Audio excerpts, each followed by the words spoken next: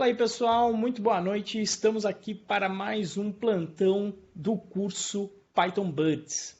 Esse plantão, a participação ao vivo é exclusiva para os alunos que se inscreveram, né? E esse módulo Python Buds ele está gratuito. Então, se você quiser aprender a parte de programação procedural e orientada a objetos, eu vou deixar o link aqui embaixo dessa gravação, ou aqui também no ícone, eu nunca lembro em qual lado é, eu acho que é aqui no da esquerda, na realidade, que aparece um izinho. Vou colocar o ícone aqui também, tá? Então, se você quiser participar, se inscreva lá. E algumas informações, né? Algumas mudanças aí que aconteceram. A primeira delas é com relação ao dia do plantão. O pessoal ligou, pediu, falou que segunda-feira era bravo, estava vindo do final de semana, aquele dia que segunda-feira o pessoal, né, tá se arrastando, e aí ter a aula de noite, o pessoal falou que estava complicado, então nós mudamos o dia do plantão para terça-feira. E outra razão muito boa foi para não conflitar com a live do Du, que começa às 22 horas da segunda-feira. Então a ideia foi não conflitar. A segunda novidade é que, deixa eu até mostrar aqui, deixa eu fazer o screen share. Me avisem, por favor, se vocês estiverem vendo aí a tela, por gentileza. Vocês estão vendo aqui a tela? Se alguém puder. Aumentar? A fonte nesse momento não é tão problema, mas tudo bem. Isso daqui foi, na realidade, uma dúvida, né, que a Mari Lívia mandou. A Mari Lívia já faz parte, já se inscreveu na turma passada, na turma Luciano Ramalho, e continuam as dúvidas acerca de composição e herança. E uma coisa que eu mandei até no Twitter, aí ainda vou avisar o pessoal por e-mail também, é que essa parte de perguntas, às vezes é interessante que elas fiquem em um lugar específico para a gente trocar ideias, né? E eu nunca conseguia fazer isso porque até então estava difícil encontrar uma solução de permitir que as pessoas que fazem o Python Birds e também que adquirem o PyTools e não a turma toda pudessem acessar o fórum, e a gente achou uma forma aqui, tá? Depois eu vou entrar aqui nessa questão da composição e herança, porque quando a Marilívia me mandou essa dúvida, eu lembrei, na realidade, do fórum, né? A gente tem uma questão, ó, que eu vou mostrar aqui, eu estou até logado aqui com a minha conta mesmo, que dentro do fórum nós temos aqui essa parte para perguntas, para a gente conseguir pesquisar e para isso ficar em um lugar só. Então é um fórum que estava dentro do site, mas que antes era exclusivo para membros. E aí o que é o membro? É a pessoa que faz a turma mesmo, tá?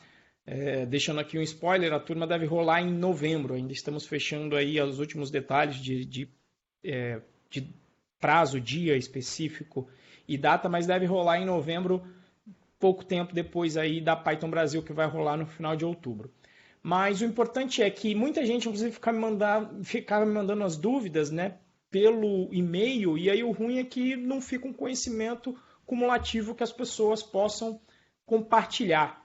E o que acontece é que as pessoas, quando acessavam o Python Birds, e na verdade não era membro, acessava as aulas e não consegue ver que embaixo da aula fica ali também um post desse fórum, né? E aí a gente conseguiu achar essa solução essa semana e implementar, que foi dividir o fórum em categorias, de forma que todo mundo que entre no curso possa ter acesso e possa mandar suas perguntas. Então eu estou até aqui com a conta de um aluno 3, que seria representando um aluno que tivesse comprado o Python Birds. Então ele tem acesso ao módulo do PyTools, com a programação básica de orientação a objetos, procedural e orientada a objetos, e também o PyTools com todas as ferramentas profissionais do dia a dia. Então Git, pip, virtualenv, testes com PyTest, pipenv, mock, enfim, todas essas ferramentas. E agora todo mundo consegue ter acesso. Então aqui eu estou fazendo acesso como se um aluno comum fosse. Então essa daqui é a estrutura do fórum. E veja que como esse daqui eu estou emulando um aluno que teria acesso ao PyTools e o Python Birds, aí a pessoa consegue acessar aqui os itens, tá? Inclusive são os itens de todas as aulas, né? Então, por exemplo, aqui tipo básico booleano, que inclusive antes de eu, digamos, lançar oficialmente, já teve aqui um aluno fazendo pergunta, o Éder aqui, ó, já fez uma pergunta, eu já interagi aqui com ele hoje. E o interessante é que, ó, aqui eu levo para o link da aula, então agora fica mais legal porque a pessoa já tem aqui toda a base de conhecimento, então várias perguntas que os alunos foram tanto fazendo as perguntas quanto respondendo, a gente já vai tendo aqui isso como base de conhecimento, tá? Então, essas são as duas novidades. Bom, dito isso, vamos para a pergunta da Marilívia. Na verdade, antes até da Marilívia, teve também um outro canal, eu não esperava, no meu podcast eu coloco às vezes umas questões mais profissionais, mais de carreira, e eu não esperava, mas aqui o Lucas Braga mandou essa pergunta aqui, que eu vou já conectar com a pergunta da Marilívia, porque acho que dá para resolver o problema em uma explicação só. Tá? Essa aqui é a pergunta do Lucas. Ó. Estou mandando perguntas para a live de amanhã. Não sei se vou poder acompanhar ao vivo, mas depois eu vejo no YouTube. No Java, podemos definir atributos nas classes como public e private, que permitem modificar o tipo de acesso ao código. Existe isso no Python? E aí ele colocou aqui um exemplo de class dog, tá? Com algumas diferenças. Vi o código acima em um outro material que estou estudando. A única dúvida é, para que serve o parâmetro object passado ali? Aparentemente não serve para nada. Tá? Tem essa pergunta aqui, inclusive, do object, que já dá para, inclusive, responder aqui. Tá? Este object, na verdade, ele era mais útil no Python 2. Na era do Python 2 existia, eu não cheguei a usar, eu não cheguei a estar nessa época em que existiam as chamadas Old Style Classes, que tinham um comportamento, eu não me lembro exatamente qual agora, porque eu cheguei depois dessa fase, que tinha algum comportamento um pouco diferente. Tá? E essas Old Style Classes, elas não herdavam do objeto raiz de todos object. Tá? Então, no Python 2, a boa prática é que você determine sempre o objeto do qual você está herdando, no classe aqui, objeto não, no caso a classe, e aqui seria a da classe object. Então, para o Python 2, isso aqui fazia sentido. Tá? Para o Python 3, você pode omitir e o resultado vai ser o mesmo, não vai ter diferença nenhuma. Pessoal, o Antônio está falando aí de não conseguir escutar o áudio. É só o Antônio ou tem mais alguém? Se alguém estiver me escutando... Ixi, então tem que dar uma olhada aí na sua internet aí, Antônio. Ou se você baixou o som, na configuração de som aí. Recomendo sair e entrar. Eu acho que teve gente que teve problemas com isso. Se alguém puder escrever isso que eu estou falando, porque não adianta eu falar, porque ele não está escutando, né? Se alguém puder escrever isso aí no chat para ele, tá? Manda no chat para ele entrar com outro navegador, às vezes funciona. Tá? Por isso que eu mando aquele link do papagaio lá. Às vezes o papagaio, o link para testar o áudio e o som lá. Beleza? Tá, então a primeira questão foi essa aqui do object, então ele tinha serventia lá, no Python 3 você pode omitir esse object sem problema nenhum. A outra questão eu vou abordar junto da questão já da Marilívia. Né? E em programação orientada a objetos, essa dificuldade acontece muito, né? de entender bem os dois conceitos principais da orientação a objetos, que é a herança e a composição.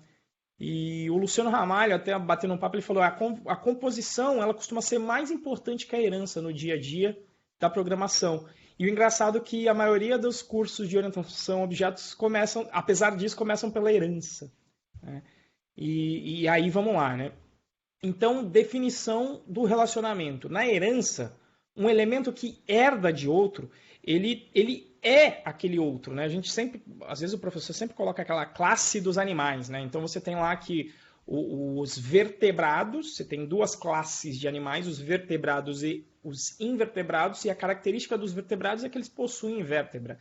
Então se você pegar qualquer outra classe de animal que herde da classe dos vertebrados, vai ter a mesma condição que é ter uma vértebra, mas eles são um representante daquela classe. Como seria alguém do reino, não me lembro se é canídeo, né? Ou nós, né? Homo sapiens, então nós somos representantes. Significa que tudo que um vertebrado faz, tanto um cachorro quanto o homem, também vai conseguir fazer.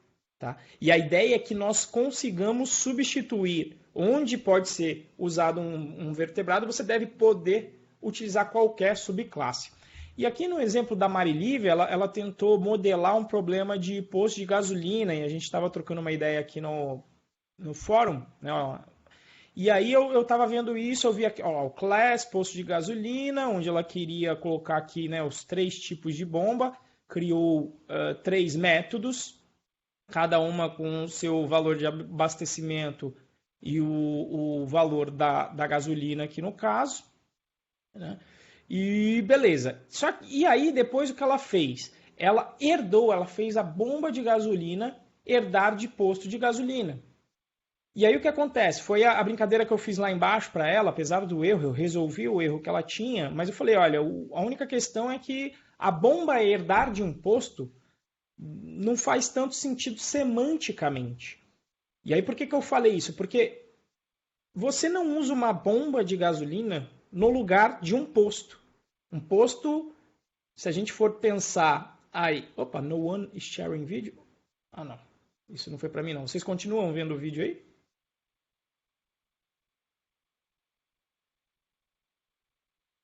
Beleza. Tá, beleza.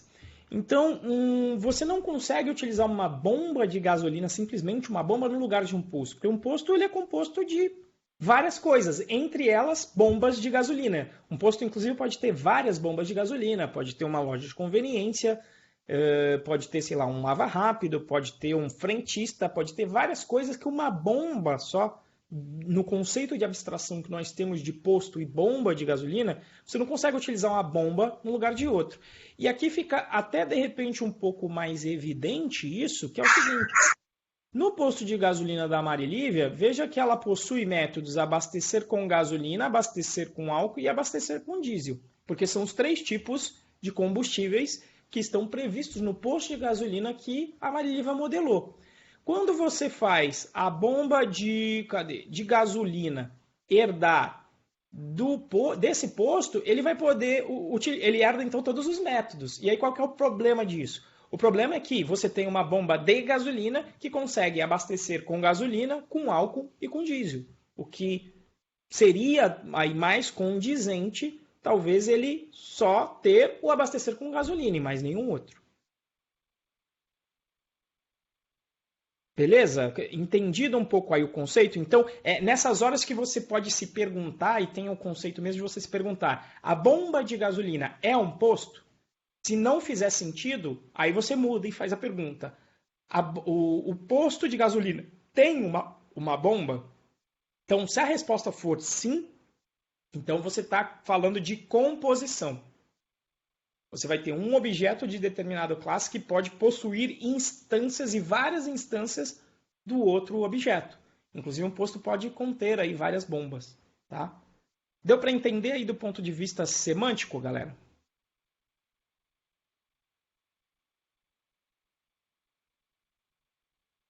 Ah, Marilívia tá aí, tá aí. Perfeito, Marilívia. Então, a dica, Marilívia, e assim, meu, tranquilo de, não fiz a coisa certa. Não existe a coisa certa. Resolveu o problema. Primeiro, resolveu o problema do cliente. Resolveu do jeito que foi, com a modelagem que foi, beleza. Tá? E eu também já fiz um monte disso aí. Fiz essa confusão sempre. Tá? E às vezes, até estando experiente, você vai ainda cometer uns erros na hora de modelar as coisas. E não tem problema. O que importa é você resolver o problema e depois você vai dando uma olhada nessas questões. Mas a dica em si, para mim, de herança é você perguntar: Então, ou o posto é uma bomba ou a bomba é um posto. Se não couber essa pergunta, você pergunta: o posto tem uma bomba ou a bomba tem um posto? Se você disser sim para o tem uma bomba, possui uma bomba, é composição. Se não, se respondeu o você está indo para a herança. Tá? Mas tome cuidado, prefira quase sempre composição é uma boa resposta. Tá? O teu código não fica tão acoplado e é mais fácil de testar. Tá? Fernando, desculpa, não entendi. Sim, ok. Deixa eu ver aqui. Boa noite, demorei, não estava com o Bluetooth instalado. Tá, o pessoal resolveu aqui o problema de som. E aqui tem um PF, pergunta, resposta, sim. Eu não entendi só o PF com aspas.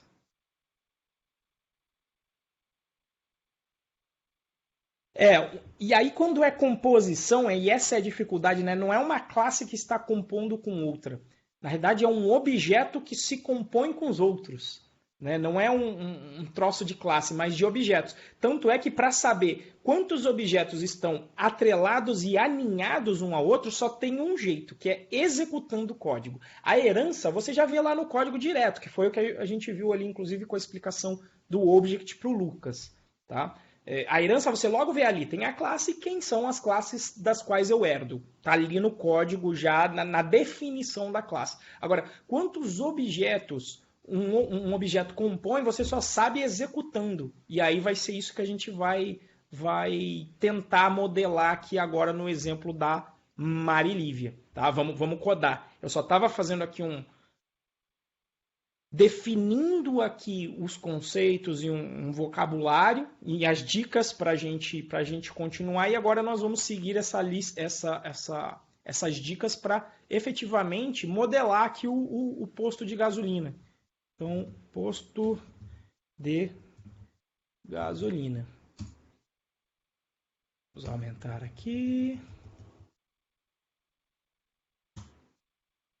Aí, de repente, será que vale a pena aqui? Acho que vale a pena a gente brincar com doctest. Tá tudo lá no curso definido o que é doctest, como é que faz. Vamos começar com um testzão simples, que é eu vou ter que conseguir criar um posto de gasolina. Tá? Então, e só eu não sei se você ia continuar a pergunta, Marília. Se você quiser continuar, pode colocar aí no chat. Se quiser até falar também, porque eu sei que você tem um microfone aí que funciona. Se você quiser continuar a pergunta, porque eu só li isso aqui, né? No caso, uma classe pode compor com outra. Não sei se era o exemplo de classe e objeto, mas em geral são os objetos que compõem. Não sei se eu te respondi. Se puder confirmar, e se eu não respondi, clarificar melhor aí. Então vamos lá. Se eu rodar aqui esse doctest, ele vai me dar um erro, por quê? Porque a classe posto sequer existe. Né? Então a gente vai fazer aqui com TDD. Então isso aqui é o que a gente chama em teste de falha. Na verdade a gente costuma chamar, acho que era de falha ou erro. Acho que era falha. Diga aí, Isaac. Vai escrevendo aí enquanto eu vou codando aqui. Ó. Alt e Enter, vou gerar a classe posto. Inclusive, veja que por padrão, ó, o PyCharm está gerando com o bendita herança para o object, né? Para a classe object. Então isso aqui no Python 3 é inútil. Como eu estou trabalhando com Python 3, eu vou remover. Ah, ele parou de compartilhar a tela? Ah, que maravilha. Parou sozinho. Ah, que bom. Tá pegando aqui. Faz tempo que eu não estou compartilhando? Agora foi, mas eu não fiz nada. Eu não fiz nada.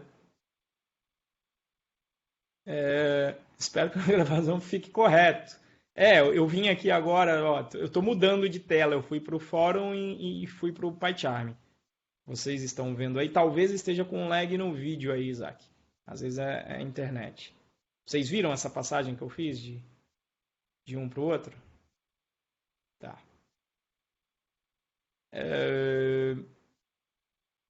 Tá, então, ó, tenho aqui criei um objeto do tipo posto, e o problema é que às vezes como o objeto ele começa com letra minúscula e a gente costuma utilizar os mesmos nomes, às vezes isso confunde, tá? Então vou até colocar aqui posto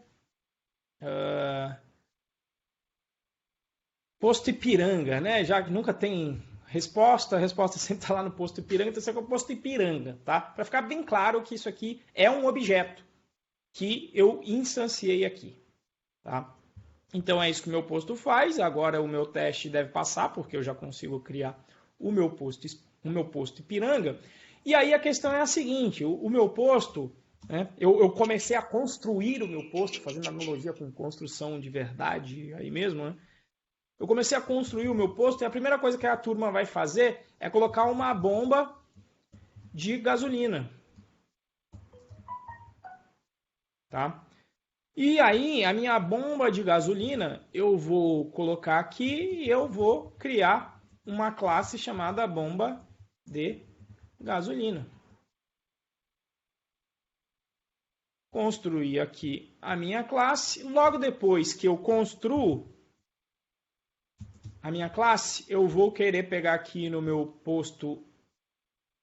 Aliás, seria até legal. Vamos até fazendo aos poucos, vai. Antes de construir legal o meu posto, eu vou fazer o seguinte. Eu já vou tentar no meu posto Ipiranga. É bom que eu nunca lembro como é que testa exceção aqui no doctest. Vamos ver o que acontece.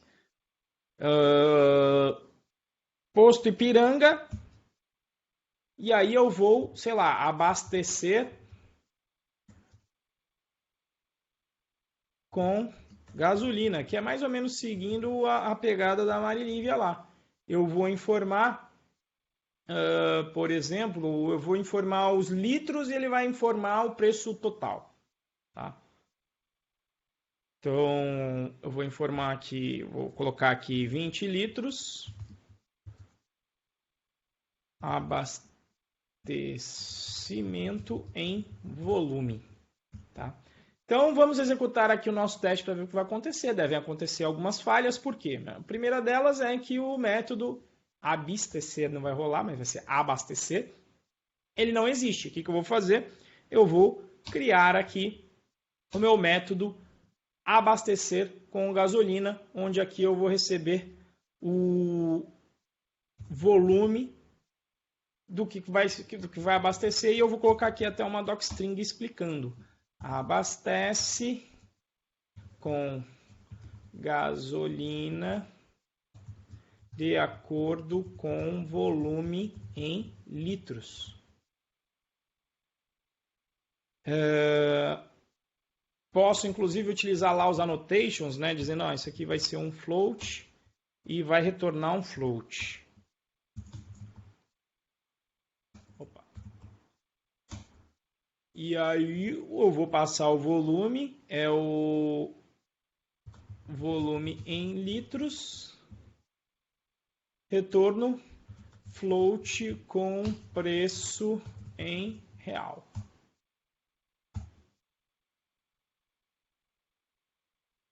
Bom, feito isso,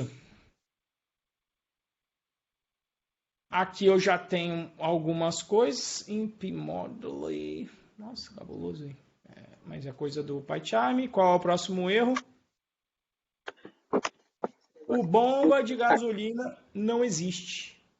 Tá certo? Acho que tem uma galera aí que tá com o microfone.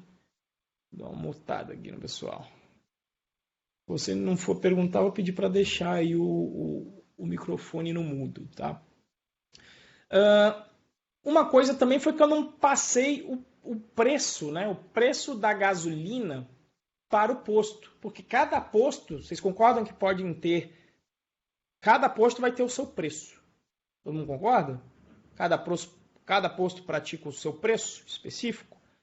Se cada posto pratica o seu preço, significa que cada instância de posto tem aí o seu preço. Então, por exemplo, eu vou colocar preço litro gasolina.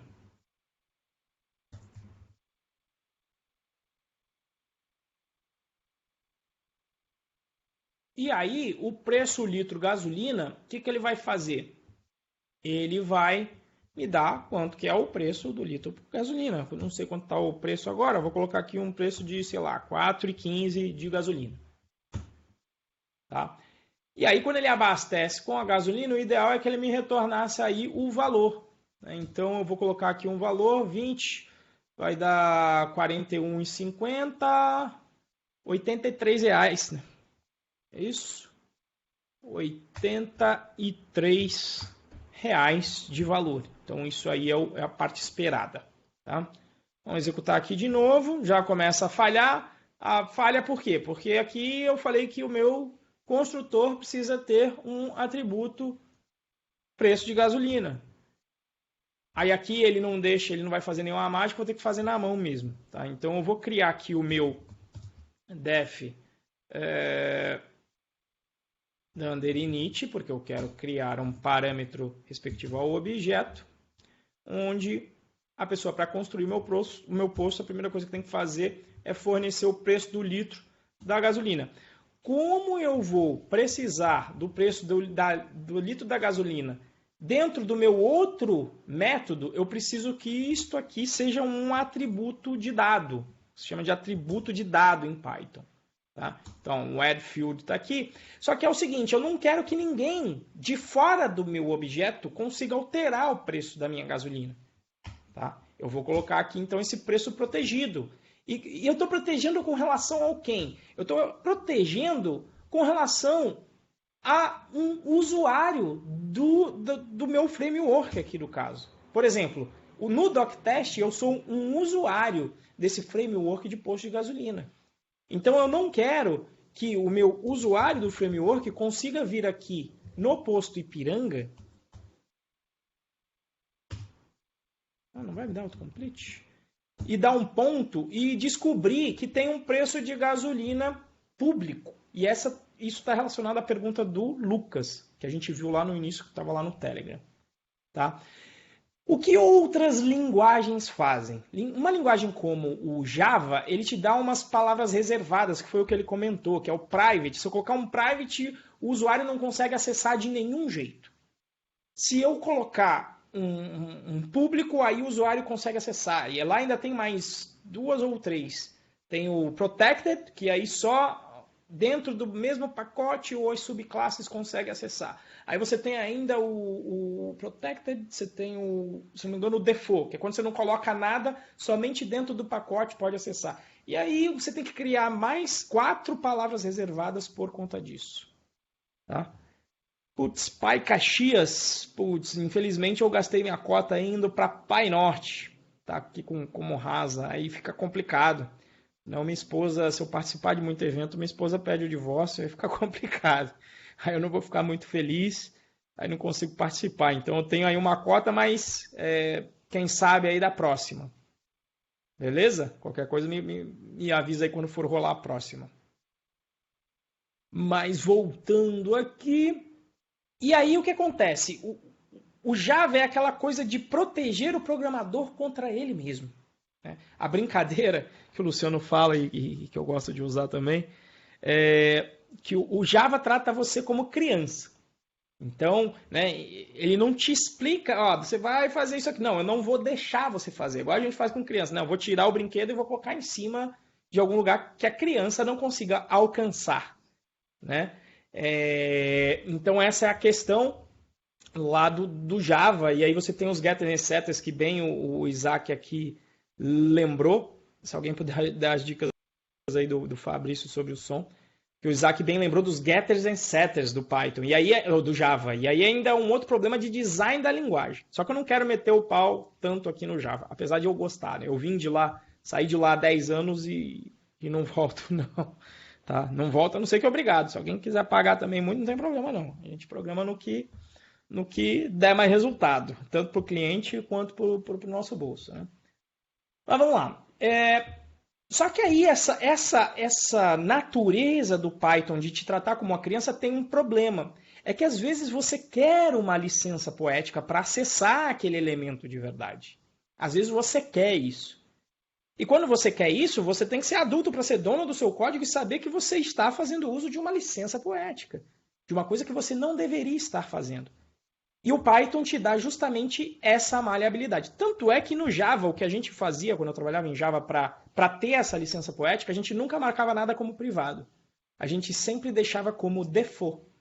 Porque daí a gente criava os testes dentro do mesmo pacote onde a classe foi criada, para na hora dos testes poder acessar qualquer atributo que eu quisesse. E essa licença poética de poder acessar qualquer atributo que eu queira ou alterar na hora do teste é uma licença poética que, na minha opinião, faz todo sentido. Porque você de repente quer testar o estado do objeto. Você quer testar um atributo em específico. Na hora do teste, para mim, é uma licença poética válida. Quer dizer que eu poderia, nesse caso, numa boa, no Python funciona assim. O Python vai ser o contrário do Java. A gente vai tratar você como adulto. Como é que é com adulto? Com adulto você ensina, mas se o adulto quer fazer merda, você deixa. Ou mesmo quando é educando criança. Tem a fábula do índiozinho, né? O índiozinho vai botar a mão no fogueiro, o índio tira. Bota a mão no fogueiro, o índio tira. Na terceira, o índio deixa, porque ele vai botar a mão e nunca mais vai botar a mão. O meu filho, quando Tava com ele no parquinho, sem querer, caiu, escorregou, putz, caiu meio de cabeça, deu só uma raladinha. Graças a Deus deu só uma raladinha. Mas, meu amigo, toda hora agora que ele vai no escorregador, nunca mais ele desce como ele desceu da primeira vez. Sempre bota a mão, coloca aqui os 2 pés. Então, assim, né? Tratar como um adulto que sabe o que está fazendo. Ou, pelo menos, educar uma criança para que ela fique mais independente. Então, a pegada do Python é o seguinte, é uma convenção de que se você utilizar o underline, tem até o underline, que eu nem vou falar sobre esse cara. Eu nunca uso, e a galera não usa, e eu não vou nem comentar sobre esse cara. Mas o underline quer dizer o seguinte, ó, isso aqui é um atributo protegido. Em condições normais de temperatura e pressão, você não deveria acessar esse cara. É convenção. Mas ele te trata como adulto. O que ele faz se você quiser acessar? Se você quiser acessar, você é um adulto, então o problema é seu. Se eu colocar então aqui o preço da gasolina e eu quero testar se ele setou este atributo aqui com o preço da gasolina, eu coloco aqui o 4,15. Tá? E eu consigo acessar esse atributo sem problema. Vamos rodar aqui o teste para ver o que está acontecendo agora. Olha lá. Ele não deu erro aqui no 4,15, está funcionando. Ele só me deu erro aqui nesta linha 5, onde eu abasteci e ele não me retornou o valor de 83. Beleza? Entendido aí a filosofia, atributos protegidos / privados, a diferença de Python. Quem não conhece Java, enfim, você é um abençoado. Brincadeira. Mas se você conhece o Java, são filosofias diferentes. É igual a filosofia que alguém reclamou, o que foi esses dias? Ele veio do Java e falou, esse negócio de colocar classe em várias classes em um arquivo só é maior gambe. Quer dizer, o Python também deixa. Aliás, o Java também deixa. Se você tiver você só pode ter uma pública por arquivo, mas você pode ter várias privadas. Tá? Mas assim, não é o comum dentro do Java, eu sei disso. Mas é só uma filosofia diferente que a gente tem que acostumar. Né? É igual falar o inglês. Você vem com o teu sotaque de outra linguagem, como eu vim, e talvez eu ainda tenha algum hoje, mas com o tempo você vai se acostumando, né? E você vai falando cada vez melhor a outra língua até perder o sotaque e entender como as coisas funcionam na outra. Recomendo, inclusive, começar pela PEP 8.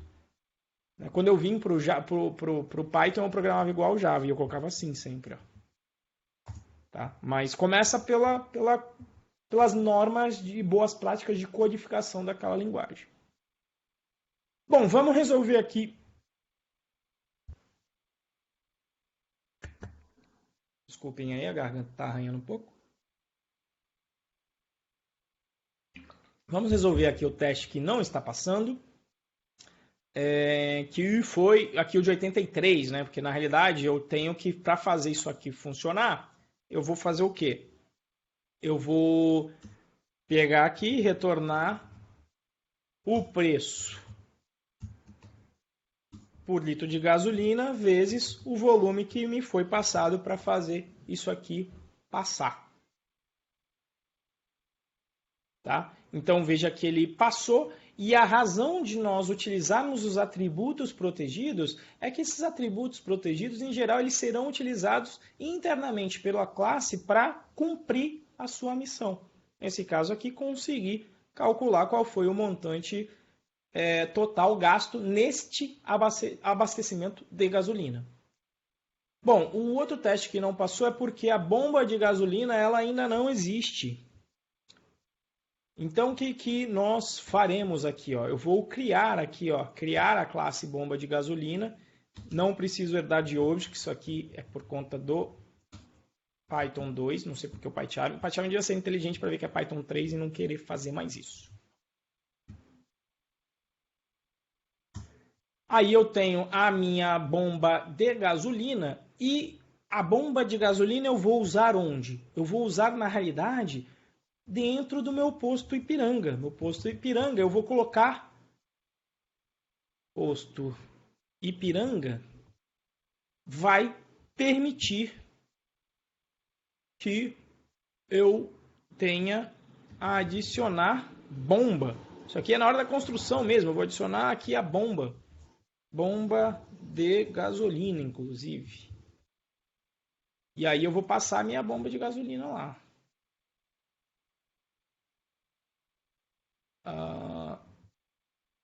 Pô, tá dando autocomplete.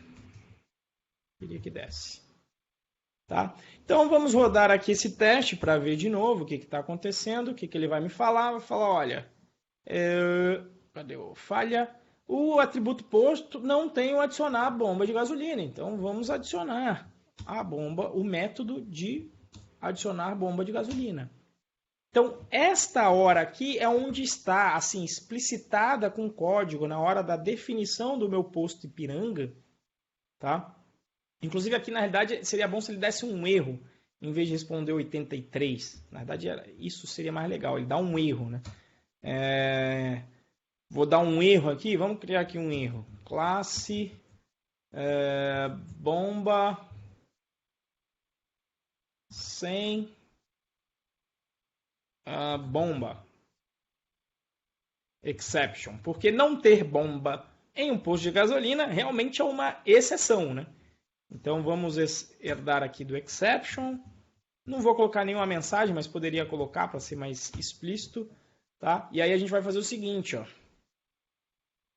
Aqui, em vez de esperar, eu só não lembro como é que era aqui para testar as sessões, eu sempre esqueço Renzo, isso. posso fazer uma pergunta? Pode, lógico.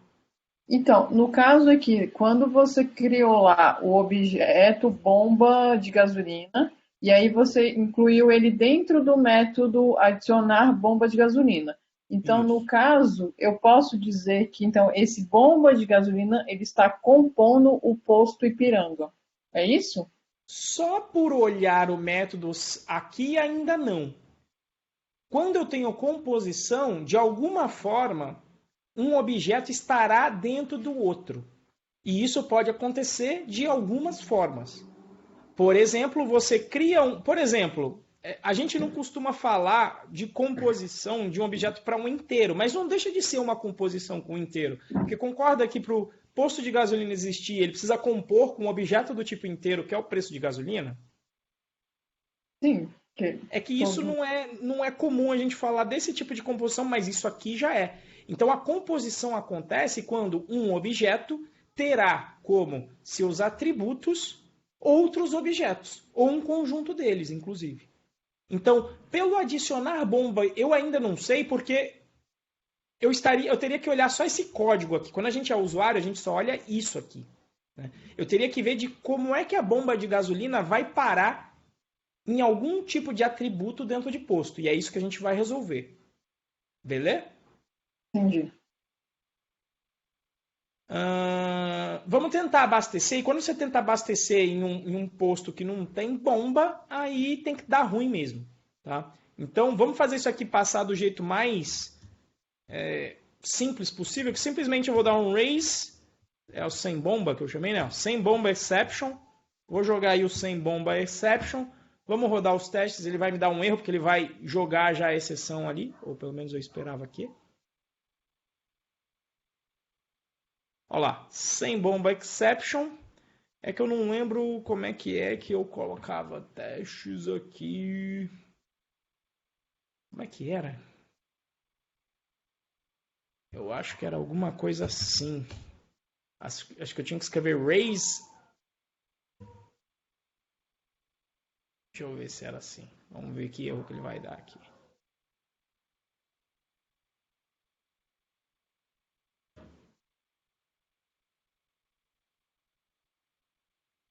Syntax error, não vale só um raise aí? Raise, blá blá blá, e aí a gente colocava um elipses. Se alguém puder ver aí a colinha, que eu nunca costumo utilizar assim no doctest para essas coisas.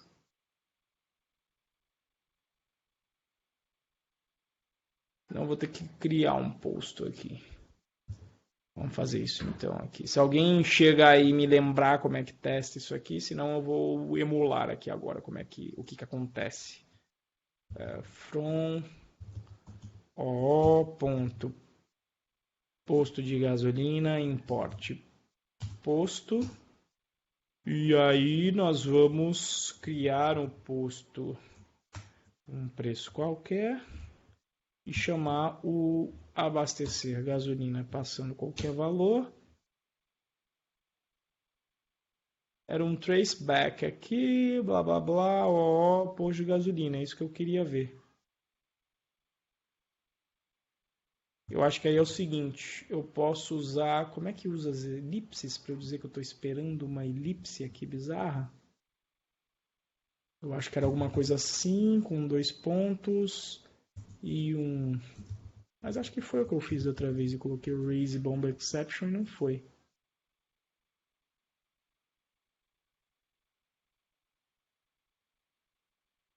Caceta, não lembro. Bom de live é isso, né? Doc test exception. Coloquei a documentação jogando lá no chat aí, Renzo. Você colocou. Muito obrigado aí, Thiago. Tá lá, ó. Traceback, blá blá blá, né? Olha lá. Vamos ver aqui. Exatamente. Na documentação ele até coloca uma colinha lá, mas é basicamente isso aí mesmo. É isso aqui mesmo? Valeu, Thiagão. No dia a dia eu uso PyTest sempre, tá? Então me perdoem. Traceback, e aí o importante é que apareça em algum momento um raise sem bomba exception. Vamos rodar aqui para ver se funcionou.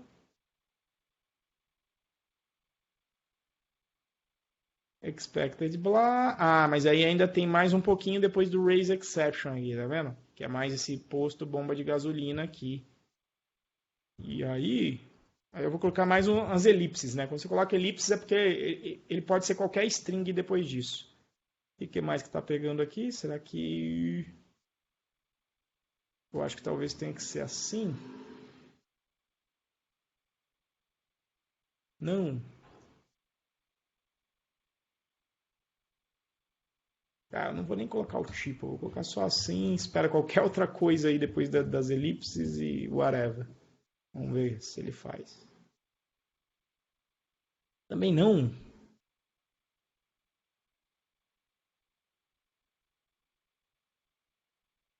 Vamos ver na doc aqui que o Thiago passou.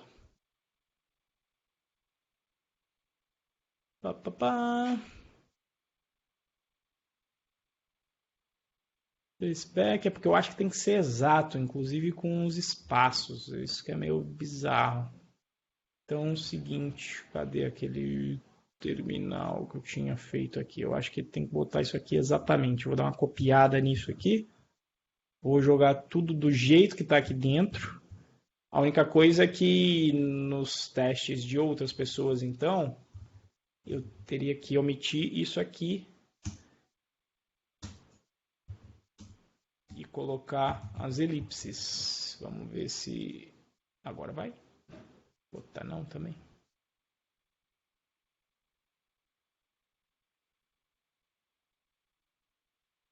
Que suga.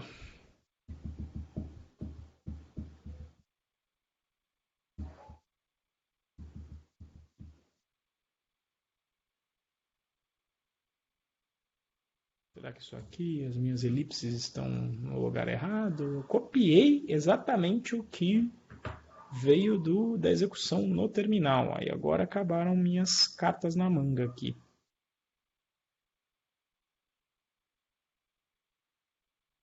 Esse file está com 3 aqui, deixa eu ver. Vamos rodar de novo.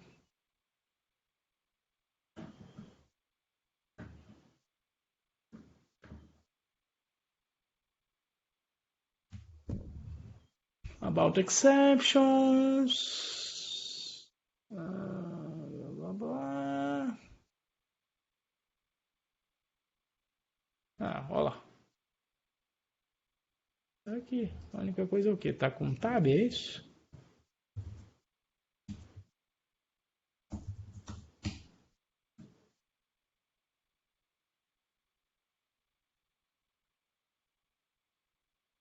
Tá de sacanagem. Opa! Agora foi, pelo jeito. Ou não, mentira.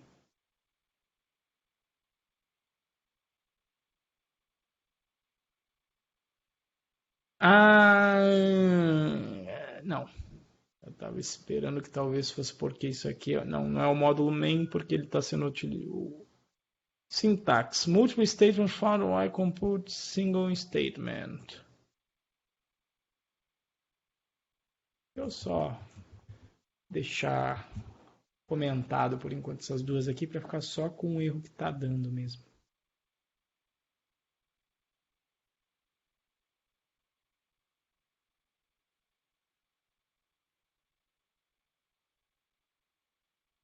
Multiple. Opa, eu acho que. É por causa do return aqui, talvez. Então aí eu que sou. Não, sem bomba exception, the erase. Multiple statement found while compile a single statement.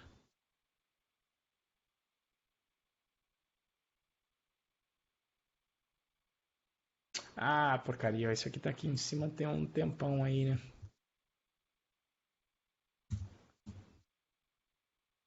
É o 4.15 aqui tem que dar erro mesmo, porque eu tô achando estranho ter dois erros, porque tem dois erros, tem que ter só um, que é esse aqui. Ah, e agora é porque ele está incluindo isso aqui no teste, então deixa eu descomentar.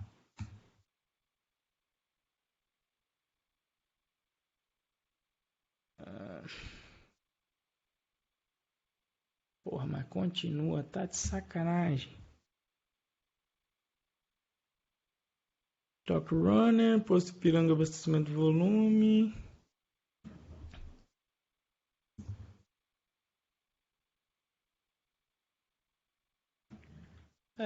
Acho que eu vou me dar por vencido que eu não sei o porquê está acontecendo isso aqui.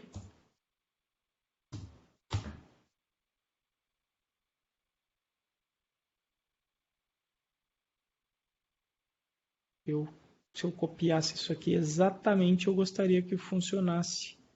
3 most back, 3, most recent call last, deu certo isso aqui. Aí o file, veio o raise e o exception. Se eu colocar tudo com elipse aqui.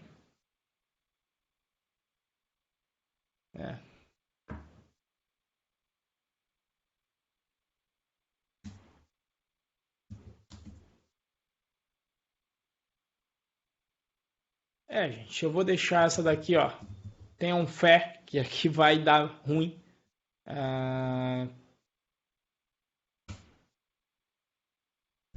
Porra, mas eu fico com um tique nervoso quando essas coisas não funcionam.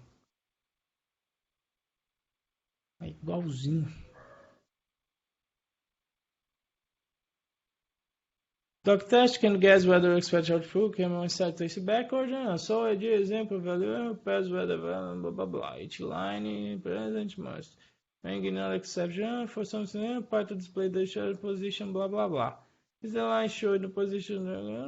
They are not checked. Eu acho que eu estou fazendo alguma besteira. Eu acho que na hora de testar. Doc test tem algumas coisas aqui. Só que é porque ele está dando um raise também direto aqui, né? Ele não está dando o raise dentro de uma função, que é o que eu queria. É o que ele está falando aqui, ó. Ele está falando aqui, ou dá pau se você imprimir exatamente o que está sendo esperado, ele também não vai saber a diferença entre imprimir aquilo que está sendo esperado aqui ou realmente dar o erro. Né? Agora, o elipses era para ele ignorar realmente tudo. Até onde eu lembro, o elipses faz isso aí. Ó. Será que ele espera um elipses por linha? Seriam duas aqui no caso? Também não.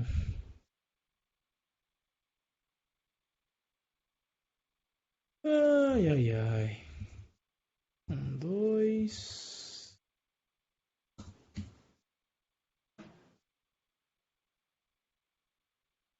Não, também não.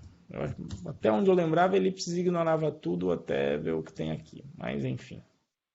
Se eu tirar tudo, também não. Eu acho que eu já fiz esse teste e também não funcionou. Né? Será que é o espaço? Será que tem um espaço? Também não.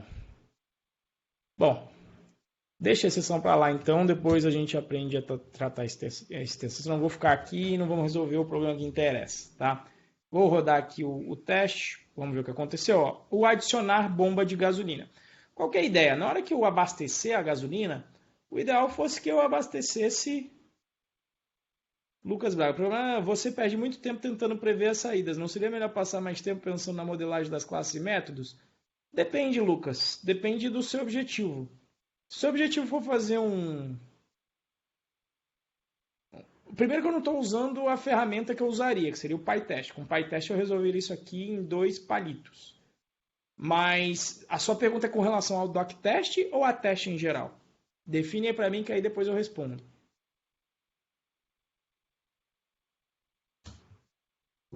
Se a gente tem aqui um herege que não acredita nos testes, a gente já resolve aí. Brincadeira, hein, Lucas?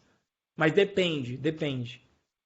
Os casos que eu não uso teste são raros. Por exemplo, fazer scrapping num negócio que eu só vou rodar uma vez. Não vou fazer teste para isso mesmo. Só tem que rodar uma vez, resolver mais ou menos o problema, retirar o dado de um site, pronto, acabou. Nesse caso eu não faço teste. Agora, se é um software em que você vai dar manutenção nisso, sem teste, boa sorte. É o tipo de lugar que eu vou evitar de trabalhar. É aquele que a galera vai passar final de semana lá, vai estar cheio de bug batendo na cara do cliente que não precisava, e aí é o tipo de ambiente que eu evito de trabalhar. Mas cada um na sua, não tem problema nenhum se alguém aí não acreditar nisso. Isso é só o que eu acredito. Tá? Pô, do Java, já trabalhava com bastante teste lá, cara. Dá uma olhada no JUnit, teste NG, sempre trabalhei com teste mesmo, independente da linguagem. Sempre que eu vou, a primeira coisa que eu vejo é como é que eu vou testar aquilo ali. Tá? Alguém explica aí para o Igor o esquema do áudio, por favor. Bom, mas vamos lá. Adicionar a bomba de gasolina, né? Isso aqui também valida, né? É bom que, às vezes, porque essa implementação tá simples. Quando eu treino uma implementação que o cálculo é mais cabuloso, existem complexidades, tem uma porrada de if, putz, aí o teste é uma maravilha, principalmente se é programação web. Programação web com teste na tela. O formulário tem 80 campos. O cidadão tem que preencher 80 campos para ver se eles estão válidos ou não no teste manual. E ele vive preenchendo os 80 até ele conseguir acertar. Putz, aí demora até mais se não usar teste. Tá? Mas enfim. Se for desenvolver sem teste, não fala que foi aluno do Python Pro, hein? Fala que fez. Fala que foi algum concorrente aí que mandou. Tá? Mas vamos lá. Adicionar bomba de gasolina. Agora chega na questão da Marilívia, né? Que é a questão de como é que um posto é composto de bombas. Pergunto a vocês, quantas bombas tem um posto?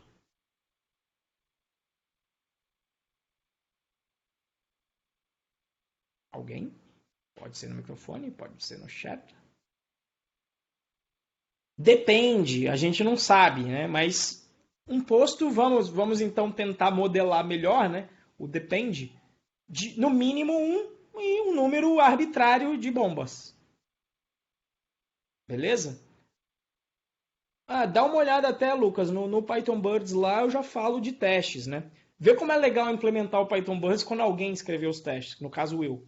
Não tem dúvida, eu escrevo, eu te dou uma documentação, mas eu coloco um teste, então você sabe se você está no caminho certo.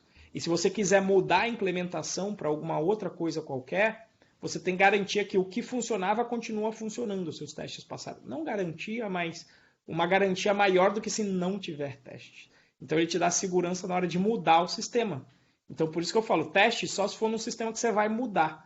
E a não ser que seja esses casos de crawler, que você vai fazer um código, vai extrair uns dados e nunca mais vai usar o código, aí você não faz teste. Então, olha lá, tem no mínimo um por tipo de combustível, né? A gente ainda nem chegou no tipo de combustível, tá? Mas sim, pelo menos um, né?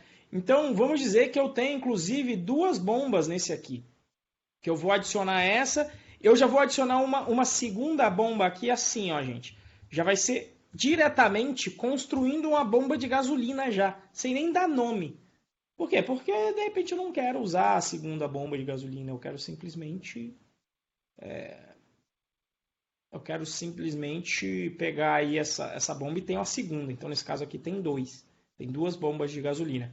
Se eu tenho um número variável de bombas de gasolina com as quais o posto compõe, qual é a estrutura de dados que eu poderia utilizar para modelar isso? Eu posso ter um número variável de bombas de gasolina.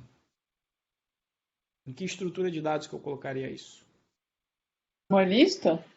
Exatamente. Então, o que eu vou fazer aqui? Self.bombas de gasolina. E o legal perceba que nem sempre as minhas dependências veio de fora. Então, isto é uma composição onde o posto de gasolina terá 0 ou um número arbitrário de bombas, e por conta de ser um número arbitrário, eu vou guardar essas bombas aqui numa lista.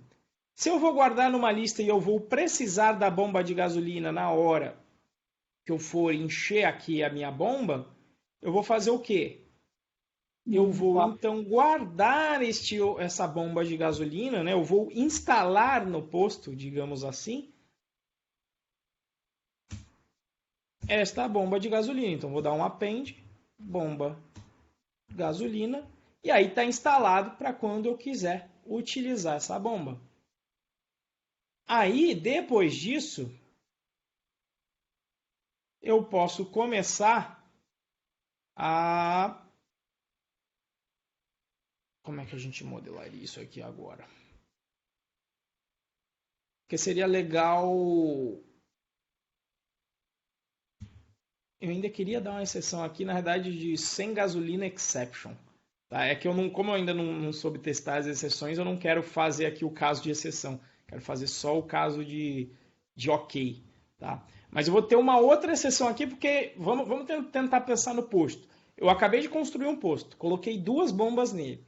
Já dá para eu encher já dá para eu abastecer carros? Sim. Já? Já, o posto tem bomba. Então você sabe o preço da gasolina. Então é possível, eu imagino. Ok, numa modelagem que a bomba já vem com a gasolina e a gasolina é infinita, né?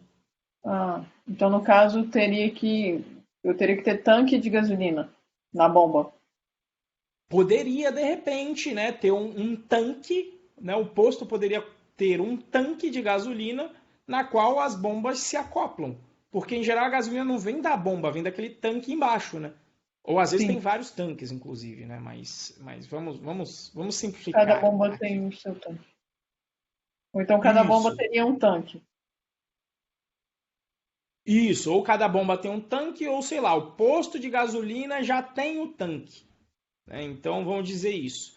Então, o posto, o que ele vai fazer? Vai ter também um tanque de gasolina. Class, tanque, ou vou colocar reservatório, gasolina. Eu nem fiz via TDD, né? Mas porque esse reservatório nem vai aparecer. Toda vez que eu já criar o meu posto, eu já vou fazer o seguinte: self.reservatório gasolina, onde eu vou já instanciar aqui direto. Eu estou fazendo aqui vários tipos de forma. Eu estou passando uma dependência de fora para dentro. Eu tenho uma dependência que é uma lista que vai sendo adicionada depois de fora para dentro, através do método adicionar bomba de gasolina. E eu tenho ainda o caso, que costuma às vezes ser até o mais comum, onde a própria classe já define qual é a sua dependência, no caso aqui, o reservatório de gasolina. Tá? Então aí eu vou ter aqui, por exemplo, um método de, logo depois que eu adicionei as bombas, eu vou também pegar o meu posto, bomba, bomba não, posto Ipiranga. Por que não está dando autocomplete? Antigamente eu jurava que ele dava, mesmo nesse cara aqui. Então, repor reservatório. Sei lá, e aí eu vou colocar 1.000 litros de gasolina nesse reservatório. Não vou fazer a lógica de, será que o reservatório poderia fazer a lógica. Quanto é que o reservatório tem de capacidade? O nível do que você vai modelar depende do que você vai fazer, né? Ainda tem isso aí, Fernando. Tem frentista, o alto posto de serviço ou não. De repente você vai calcular o custo por hora ali do frentista, de quanto ele trabalhou ou não. Então depende de tudo que você vai modelar, né? Você começa com um modelo relativamente simples e vai trabalhando, né? Então vamos dizer que eu vou ter esse meu reservatório aí, que simplesmente vai colocar aí os meus 1000 litros, e aí eu vou ter um método que vai ser o seguinte: posto Ipiranga, ponto, gasolina disponível. Vou até deixar ele acessando assim mesmo, que vai me responder quantos litros de gasolina estão disponíveis. Tá? Vamos então, eu criei já o repô aqui do reservatório está aqui. Aqui também é um volume em float. E aí eu vou fazer o seguinte: na hora que eu reponho então meu reservatório, o que eu vou fazer? Eu vou pegar meu reservatório de gasolina, ponto, completar, e aí eu vou colocar esse volume. Qual que vai ser o objetivo do meu reservatório? Ele vai simplesmente fazer a contagem de quanto vai manter dentro dele. A responsabilidade do reservatório é saber quanto de gasolina eu tenho. Só isso. E depois eu posso querer remover aí essa gasolina desse cara. Então, vou completar aqui com volume. Se eu executar isso aqui, já vai dar erro. Por quê? Porque o reservatório não tem o método. Ele até foi lá para o gasolina disponível, mas ele já dá pau aqui, na realidade, em cima antes. Ó. Ele não tem o atributo completar. Então, vamos... Ou encher, porque completar quer dizer... completar mesmo, vou colocar encher. Então, vou adicionar o método encher, que vai receber o volume, e se a responsabilidade aqui é manter a conta com o volume disponível, eu vou fazer o que aqui? Ó? Eu vou pegar self, ponto, volume disponível. Vou até colocar sempre como protegido aqui, já que a gente está falando de visibilidade. Mais igual ao volume de quando eu estou enchendo. Vocês concordam? Só que esse atributo volume disponível não existe. Então vamos fazer o quê? Vamos criar. Ó lá, já criou aqui. Inicialmente, quando você tem só o reservatório, eu vou inicializar ele com 0. Vamos rodar aqui os testes. Ó. Agora eu só tenho um passando, foi porque não tem o atributo gasolina disponível, que é o que eu coloquei aqui. Então, o que eu vou fazer? Vou ter que criar este cara aqui. Só que a gasolina disponível não vai ser o posto diretamente que vai me dar. O posto, ele vai conseguir responder isso perguntando para o reservatório de gasolina, porque o posto não sabe quanto tem, quem sabe é o reservatório. Então, o que eu vou fazer aqui? Ó? Nós vamos criar aqui, vamos ver se ele cria para mim. Add field, não. Eu não quero como field, eu quero fazer o famigerado método getter dentro do Python. Aí. Como é que eu faço o método getter dentro do Python? Você vai utilizar o decorator property, onde você vai definir aqui a propriedade, qual que era o nome lá que eu tinha dado? Gasolina disponível. É assim que se faz um método getter em Python. Você, quando acessa um atributo assim, você não sabe se você está acessando efetivamente um atributo de dado ou um método getter. E essa é a beleza do que a gente chama de semântica de propriedade, que já existia na época que o Java foi criado. Por que a galera não usou? Não sei. Mas por isso que você no Java tem que fazer aquela nojeira de já sair criando getter e setter desde o início. Que não, aqui você pode começar com um atributo. Se em algum momento você definir que você não quer dispor e fazer a partir do encapsulamento via getter e setter, você pode simplesmente utilizar a property para isso. Tá? Mas vamos lá. Return self, ponto, gasolina na verdade é o reservatório de gasolina, ponto, como é que eu tinha chamado lá no reservatório?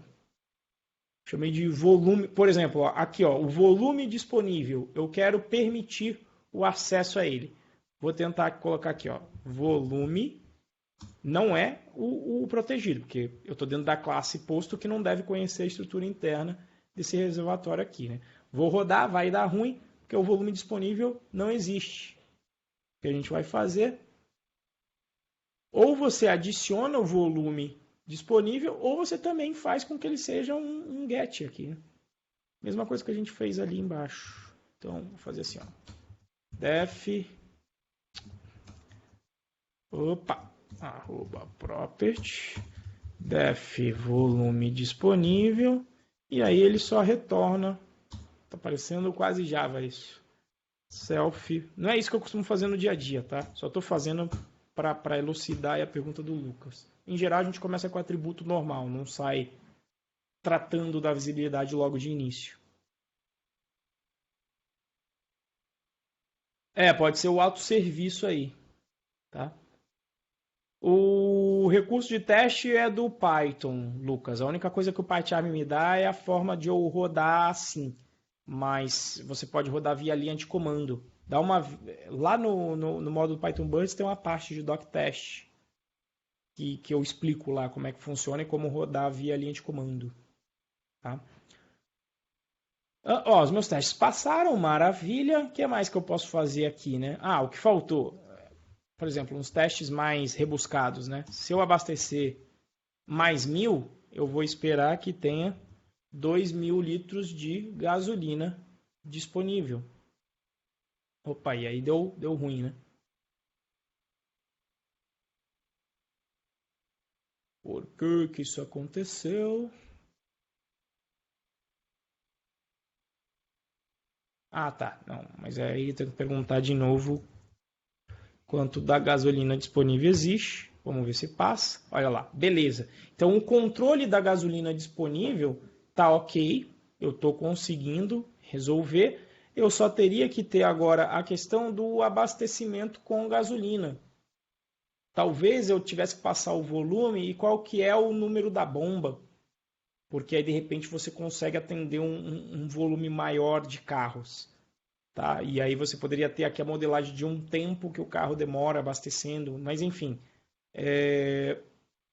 vamos fazer isso aqui de forma mais simples possível. Simplesmente ele vai pegar a primeira bomba.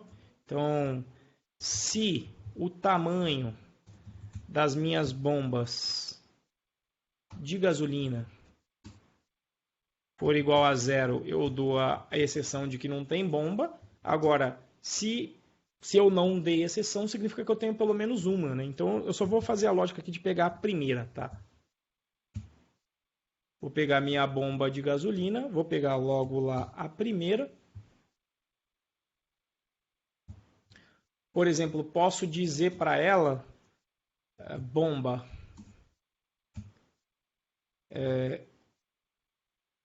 abastecer, e aí quanto? Com aquele meu volume.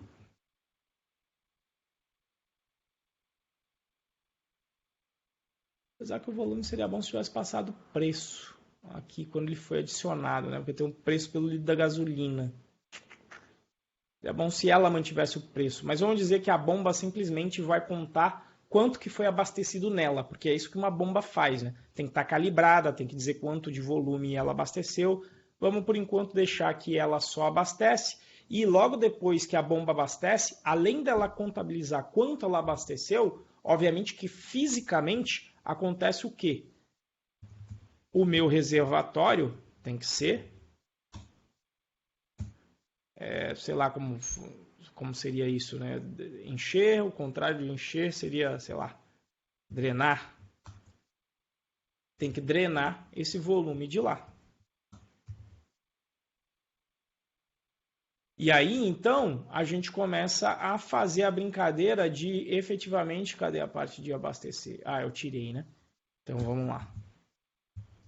Posto Ipiranga.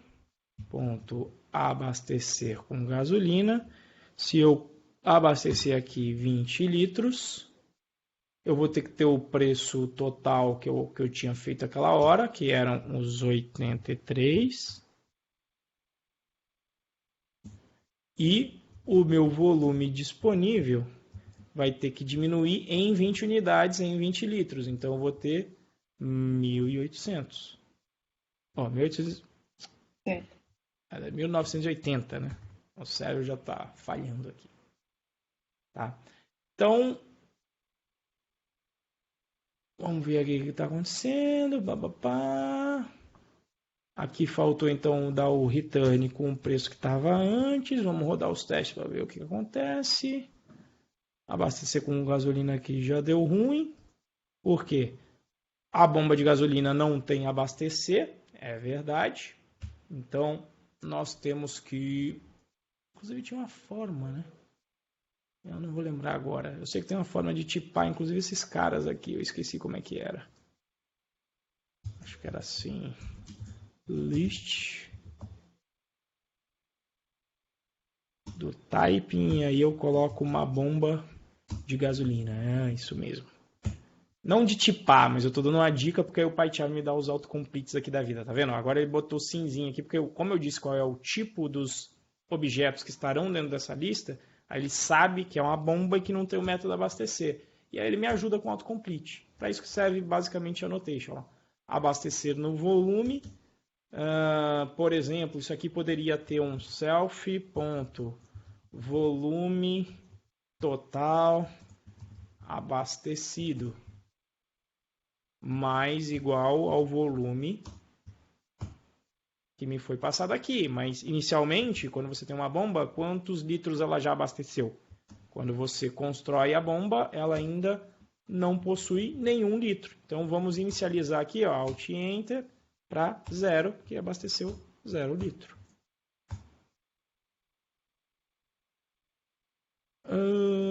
Vamos ver aqui, agora tem um outro erro, que ele está falando, reservatório não tem o método drenar. Faz sentido, né? Apesar de eu ter falado aqui do drenar, eu não implementei. O que é o drenar no fim do dia? Eu tenho que pegar o volume disponível dentro desse meu reservatório. Eu vou ter que agora fazer o contrário, diminuir o volume que ele está drenando.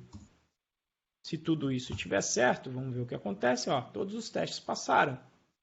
Então eu vou modelando aqui o que eu gostaria. Por exemplo, se você tem um posto de gasolina, em geral, se você está fazendo essa modelagem, você gostaria de saber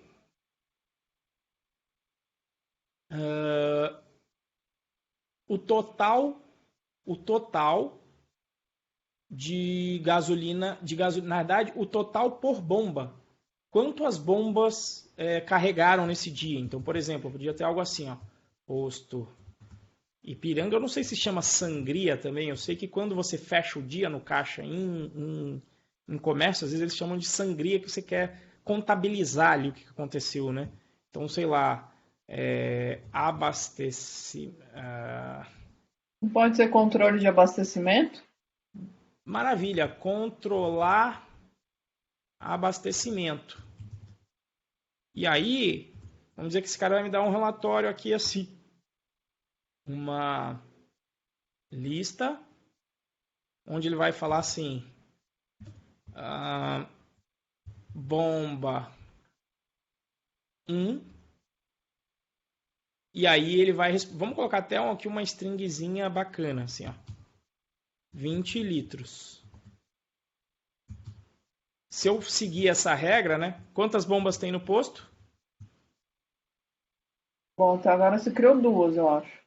Isso, então a segunda, como eu estou sempre carregando com a primeira, ó, teria 0 litros aqui. Tá? Essa vai ser a lógica que a gente vai fazer para finalizar aqui o problema, só para vocês terem uma ideia.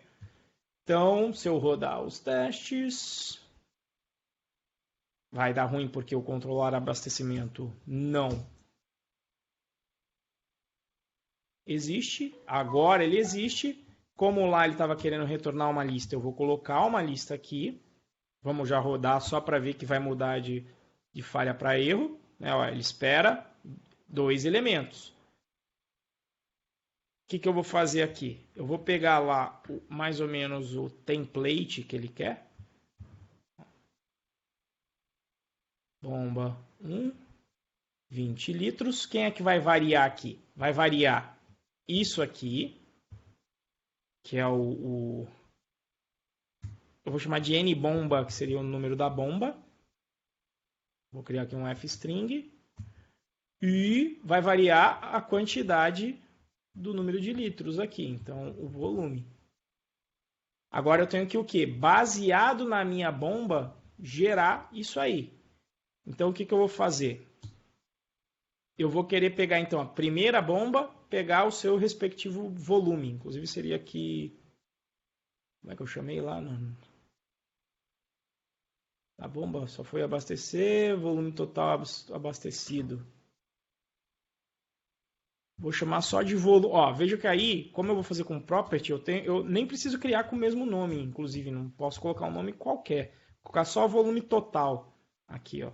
Volume total e vou retornar o volume total abastecido. Porque aí, aqui embaixo, eu vou poder fazer o seguinte, ó. Aqui vai ser o volume total da bomba. Ponto volume total abastecido. Então, isso que eu quero. Eu quero pegar o índice da bomba começando em 1 e a bomba em si pegar o volume total dela. Aí eu vou fazer o quê? Vou utilizar um list comprehension. Para quem? Para N bomba, que é o índice, e a respectiva bomba, esse cara aqui. Vou utilizar a funçãozinha zip, que a gente tem também lá no curso, para iterar nas minhas bombas disponíveis. Só vai ficar meio grande porque eu usei nome grande das coisas, mas está cabendo aqui na tela. Faltou o win. E no zip faltou... Ele deixa o start? Fiquei na dúvida aqui agora.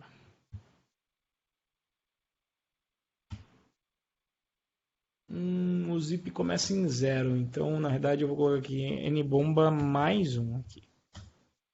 Porque como ele começa em 0, vamos rodar o teste para ver se funciona. O que deu ruim aqui?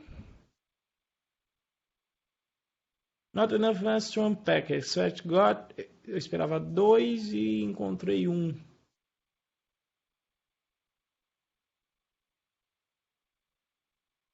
Opa, agora o que eu fiz aqui de besteira? Não, isso aqui é uma lista. Dei o zip nela. Espera a N bomba e a bomba. Por que ele não desempacotou?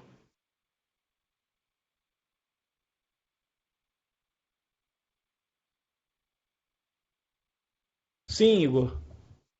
A diferença de F-string para format, na verdade, nenhuma. As duas funcionam da mesma maneira. É que quando o format eu só uso quando eu vou colocar alguma string e quero substituir nela. Aí eu não preciso aqui digitar format, etc. Ué, o que houve aqui? Value not enough values to unpack. Olha, a linha 86. Nossa, eu tô tão acostumado a fazer isso aqui.